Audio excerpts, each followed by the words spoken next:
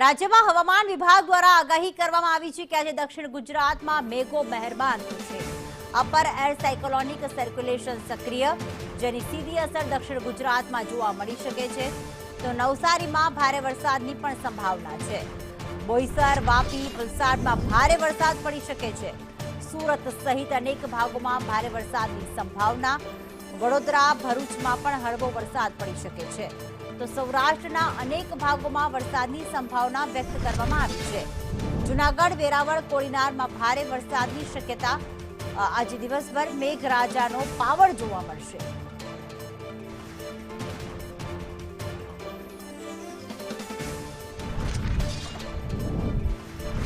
ન્યૂઝરૂમથી કામેશ ચોકસી અમારી સાથે લાઈવ જોડાઈ ગયા છે। કામેશ, હવામાન વિભાગ દ્વારા કયા કયા જિલ્લામાં આજે વરસાદ વરસવાની આગાહી કરવામાં આવી?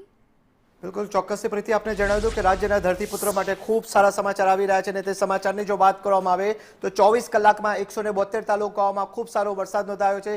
જૂનાગઢ પંથકની વાત કરવામાં આવે તો જૂનાગઢમાં જળબંબાકારની સ્થિતિનું નિર્માણ થયું છે, કારણ કે જૂનાગઢ પંથકની વાત કરવામાં આવે તો માણાવદર, વિસાવદરમાં 12 થી 13 ઇંચ કરતાં વધુ વરસાદ 24 કલાકમાં ખાબકી ગયો છે। વહેલી સવારની જો વાત કરવામાં આવે તો વહેલી સવારે મહેસાણા પંથકમાં પણ મેઘરાજાએ ધડબડાટી બોલાવી મેઘાનું રૌદ્ર સ્વરૂપ જોવા મળી રહ્યું છે।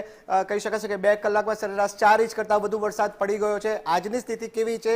કઈ બાજુ આજે મેઘરાજા ધડબડાટી બોલાવશે? ગઈકાલે સૌરાષ્ટ્રનો વારો હતો, આજે દક્ષિણ ગુજરાતનો વારો હોય એવી સંભાવના વ્યક્ત કરવામાં આવી છે। આપણે શું સ્થિતિ બની રહી છે, ક્યાં ભારે વરસાદ પડી શકે છે તે વિંડીના માધ્યમ દ્વારા સમજીશું। અત્યારે સ્થિતિની જો વાત કરવામાં આવે તો જેવી રીતના અત્યારે આપણે સ્પષ્ટપણે જોઈ શકીએ છીએ કે મુંબઈની વાત કરવામાં આવે સૌપ્રથમ તો મુંબઈમાં જેવી રીતના સિસ્ટમ એક્ટિવ જોવા મળી રહી છે ને તે રીતના મુંબઈના અનેક ભાગોમાં કહી શકાય કે ગઈકાલથી જ વરસાદ વરસી રહ્યો છે। તેની સીધી અસર ધીરે ધીરે આગળ વધતા જોઈ શકાય છે કે બોઈસર સહિતના ભાગોમાં જોવા મળી રહી છે। અપર એર સાયક્લોનિક સિસ્ટમ સક્રિય થઈ ગઈ છે અને જેને લઈને હવે કહી શકાય કે ખૂબ સારો વરસાદ પડી રહ્યો છે।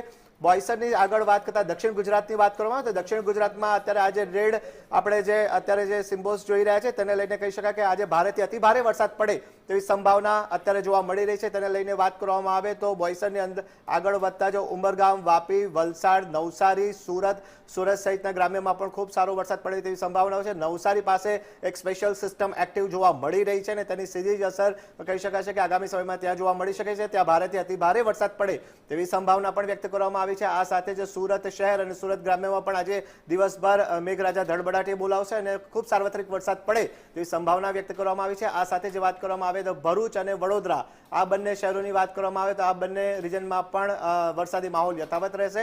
આ તો દક્ષિણ ગુજરાતના પટ્ટાની વાત સિસ્ટમમાં સ્પષ્ટપણે જોઈ શકાય છે કે દક્ષિણ ગુજરાતમાં આજે ભારેથી અતિ ભારે વરસાદની સંભાવનાને નકારી શકાય તેમ નથી। આ સાથે જે વાત કરવામાં આવે અમદાવાદની તો અમદાવાદમાં આજે દિવસભર વાદળછાયું વાતાવરણ રહેશે, હળવો વરસાદ પડે તેવી સંભાવના વ્યક્ત કરવામાં આવી છે। આ સાથે જે સૌરાષ્ટ્રની વાત કરવામાં આવે તો સૌરાષ્ટ્રનો જે દરિયાકાંઠો જે છે કોસ્ટલ બેલ્ટનો જે એરિયા જે છે ત્યાં આગળ આજે દિવસભર વરસાદી ઝાપટા પડે તેવી સંભાવના છે। આ સાથે જ વાત કરવામાં આવે જૂનાગઢની તો જૂનાગઢમાં પણ આજે મેઘરાજાનું જોર યથાવત જોવા મળી શકે છે।